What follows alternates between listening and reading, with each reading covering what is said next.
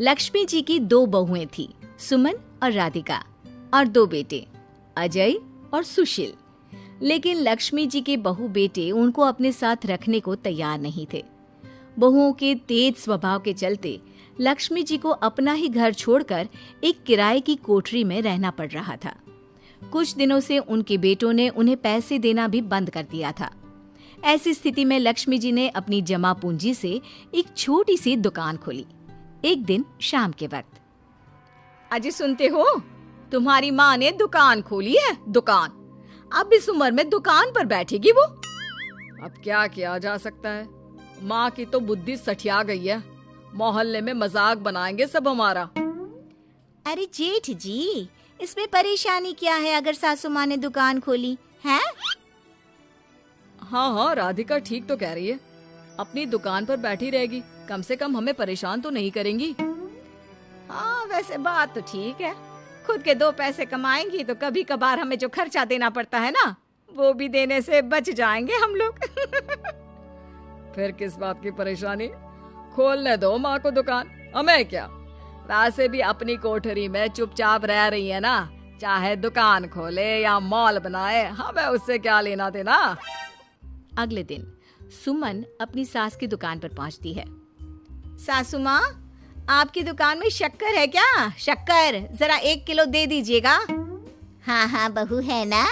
लो बेटा, 1 किलो क्यों, 2 किलो ले जाओ। सोच लो सासू माँ, घाटा हो जाएगा आपको। पैसे नहीं देने वाली मैं। देखो सुमन, ये मेरी दुकान है और यहाँ पर जो भी कोई सामान खरीदने आता है उसे पैसे तो देने ही पड़ते हैं। अरे सासू माँ, ऐसा क्यों कर रही आप?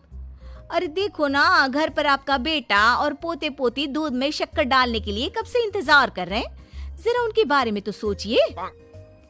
अरे ऐसी बात है क्या? अब मुझे नहीं पता था। बहू एक काम करो, वैसे भी पहली बार आई हो ना, ये शक्कर तुम ऐसे ही ले जाओ, पैसे देने की जरूरत नहीं है। अगले दिन राधिका भी अपनी सास की दुकान पर पहुंचती है। प्रणाम सासू माँ, कैसी चल रही है आपकी दुकान? बस बेटा, जैसे तैसे करके काम चला रही हूँ। तुम बताओ, घर में सब राजी खुशी है ना? हाँ हाँ मम्मी जी, सब कुछ ठीक ठाक है। बताओ राधिका बहू, कैसे आना हुआ? कुछ काम था क्या? वो ना मम्मी जी, मुझे जरा 5 किलो आटा चाहिए था। मेरे पैर में ना बहुत दर्द है, इसलिए बाजार तक जाने में ना तकलीफ हो रही थी। घर पर बच्चे भूखे बैठे हैं, सोचा आपसे ही ले लेती हूँ। हाँ हाँ, क्यों नहीं बेटा, ये लो 5 किलो आटा ले जाओ। हाँ, लेकिन मम्मी जी, आपने जिठानी जी को शक्कर फ्री में दी थी, तो मुझसे भी पैसे तो नहीं लेंगी ना? हाँ, अच्छा ठीक है बेटा, कोई बात नहीं, तुम ऐसे ही ले जाओ, बच्चों से क्या पैसे लेना। कुछ दिनों के बाद लक्ष्मी का बेटा अजय दुकान पर पहुंचता है। कैसी हो माँ, दुकान तो अच्छी चल रही है ना तुम्हारी? सब मोहल्ले वाले तारीफ करते रहते हैं। अब क्या करूं बेटा, तुमने तो मुझे सहारा दिया नहीं, गरीब माँ को घर से बाहर निकाल दिया। कुछ तो करना पड़ेगा ना अपना पेट पालने के लिए। वो माँ ना बहुओं की बहुत चिक चिक रहती थी। अब देखो कितनी अच्छी जिंदगी है तुम्हारी, खुद कमाती हो, खुद खर्च करती हो। इससे अच्छी भला कोई जिंदगी हो सकती है क्या? हाँ बेटा, दिल को बहलाने के लिए तुम्हारी ये बात भी सही है, लेकिन कोई बात नहीं बेटा, मैं खुश हूँ। अच्छा माँ, मैं क्या कह रहा था, जरा 500 उधार तो दे देना। कमाल की बात है बेटा, तुम मुझसे पैसे उधार मांग रहे हो। तुम्हारे पास पैसों की क्या कमी है? अरे माँ, इस महीने की तनख्वाह नहीं आई और आप तो अपनी बहू को जानती है ना, उसे शॉपिंग करनी है। जल्दी वापस लौटा दूंगा माँ। ठीक है बेटा, ये लो 500 रुपए, लेकिन देखो कुछ दिनों में वापस दे देना, मुझे अपनी दुकान के लिए माल भी तो खरीदना है। हाँ हाँ ठीक है माँ, जल्दी पैसे लौटा दूंगा। बहुत दिनों तक अजय अपनी माँ लक्ष्मी के पैसे वापस नहीं देता। और सुमन और राधिका बार बार किसी न किसी बहाने से अपनी सास लक्ष्मी की दुकान से बिना पैसे दिए खूब सारा सामान ले आती है, जिसकी वजह से लक्ष्मी को अपनी दुकान में बहुत घाटा होता है। फिर एक दिन जब राधिका सामान लेने के लिए लक्ष्मी की दुकान पर पहुंचती है, सासू माँ, जरा वो 1 किलो दाल तो देना। नहीं बहू, अब मैं तुम्हें या सुमन को कोई सामान फ्री में नहीं देने वाली। तुम लोगों ने कभी कोई मदद नहीं की मेरी, उल्टा मेरी दुकान से फ्री का सामान ले जाकर मुझे मुश्किल में डाल दिया है। लेकिन मम्मी जी, हम तो आपके बच्चे हैं ना। अगर इतना ही मेरे बच्चे हो तो फिर मुझे घर से बाहर क्यों निकाल दिया? देख बहू, अब मैं तुम्हें 1 रुपए का सामान भी फ्री में नहीं दूंगी। और जाकर सुमन को भी कह देना, आए दिन तुम्हारा पति मुझसे उधार ले जाता है और वापस भी नहीं लौटाता। राधिका गुस्से में घर वापस आती है। घर आने के बाद, क्या हुआ राधिका, बहुत गुस्से में लग रही हो तुम? सासू माँ की दुकान पर गई थी ना?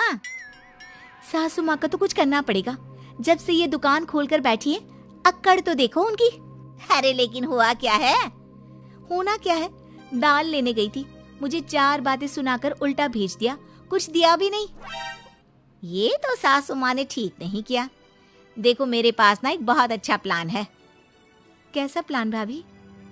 हम अपनी सासू माँ की दुकान में किसी चोर से कहकर चोरी करवा देते हैं और सारा सामान अपने घर मंगवा लेंगे। उसके बाद हमारे पास फ्री में सामान भी आ जाएगा और सासू माँ की अकल भी ठिकाने आ जाएगी। ठीक है भाभी, मैं आपका पूरा साथ दूंगी। आप जल्दी से ये काम करवा दीजिए। और 2 दिनों के बाद सुमन और राधिका एक चोर से मिलकर लक्ष्मी की दुकान में चोरी करवा देते हैं। हे भगवान, ये क्या हो गया? इस उम्र में जैसे तैसे अपना गुजारा कर रही थी, लेकिन चोर मेरा सारा सामान लेकर चले गए। अब क्या होगा? तभी वहाँ पर राधिका और सुमन पहुँच जाती है। क्या हुआ सासू माँ, बहुत दुखी लग रही हैं आप। अरे क्या बताऊं, मेरी दुकान का सारा माल चोरी हो गया। अब अगर आप अपने ही बहू बेटे को सामान नहीं देंगी तो ऐसा तो होगा ना सासू माँ। अब राधिका की बात सुनकर लक्ष्मी को यकीन हो जाता है कि इस चोरी के पीछे कहीं न कहीं उसकी दोनों बहुओं का ही हाथ है। लक्ष्मी एक प्लान बनाती है। पैसे उधार लेकर अपनी दुकान में फिर से खूब सारा सामान ले आती है। अरे भाभी, देखा आपने, सासू माँ की दुकान तो फिर से सामान से भर गई है। हाँ वही तो, मैं तो सोच रही थी कि एक बार में उनकी अकल ठिकाने आ जाएगी, पर लगता है फिर से कुछ करना पड़ेगा। लेकिन अब हम क्या कर सकते हैं? अरे वही जो हमने पहले किया था। इसका मतलब फिर से चोरी करवाएंगे? हाँ, उसके बिना हमारा काम कैसे चलेगा? और इस बार चोरी करने हम दोनों चलेंगे, कुछ नहीं छोड़ेंगे उनकी दुकान में। सुमन और राधिका दोनों मिलकर लक्ष्मी की दुकान में चोरी कर लेती हैं और सारा सामान चुपचाप अपने घर के स्टोर में लाकर रख देते हैं। लेकिन सुबह होते ही लक्ष्मी पुलिस लेकर सुमन और राधिका के घर पहुंच जाती है। इंस्पेक्टर साहब, मेरी इन दोनों बहुओं ने ही घर में चोरी की है। अरे ना ना इंस्पेक्टर साहब, ये हम पर झूठा इल्जाम लगा रही हैं। अरे हम क्यों इनकी दुकान में चोरी करने लगे? माँ, आपको शर्म नहीं आती अपनी बहू पर झूठा इल्जाम लगाते हुए? हाँ माँ, हम आपके बेटे हैं और ये आपकी बहुएं हैं, आप ऐसा कैसे कर सकती हैं? लक्ष्मी जी, क्या आपके पास कोई सबूत है? अरे इंस्पेक्टर साहब, आप इनकी बातों में मत आइए। ये हमारी माँ है और इनकी दिमागी हालत ठीक नहीं है, इसीलिए तो हमसे अलग रहती हैं। इंस्पेक्टर साहब, मेरी दिमागी हालत बिल्कुल ठीक है और मेरे पास इन दोनों के खिलाफ बहुत बड़ा सबूत है। बताइए, क्या सबूत है आपके पास? आप जरा मेरी दोनों बहुओं के हाथ पानी से धुलवा दो, फिर सब कुछ साफ साफ पता चल जाएगा। अरे हाथ पानी से धोने से क्या होगा माँ? आप दोनों मेरे सामने अपने हाथों पर पानी डालिए। जैसे ही राधिका और सुमन अपने हाथ पानी में डालती हैं, उनके हाथों का रंग लाल हो जाता है और ये देखकर सब लोग हैरान रह जाते हैं। अरे ये क्या, तुम्हारे हाथों का रंग अचानक से लाल कैसे हो गया? क्योंकि मैंने अपनी दुकान के सारे सामान पर एक तरह का केमिकल लगा कर रखा था। मुझे पता था जो भी चोरी करने आएगा वो सामान को अपने हाथों से उठाएगा और उसके हाथों पर रंग लग जाएगा। अरे माँ, आप तो बहुत चालाक निकली। इसे चालाक नहीं बेटा, बुद्धिमान कहते हैं। और जिसके तुम्हारे जैसे बहू बेटे हो उसे थोड़ा बहुत तो अपनी अकल से काम लेना ही पड़ता है ना। शर्म नहीं आती आप लोगों को अपनी ही माँ को परेशान करते हुए? हमें माफ कर दीजिए सासू माँ, हम आइंदा ऐसी गलती कभी नहीं करेंगे।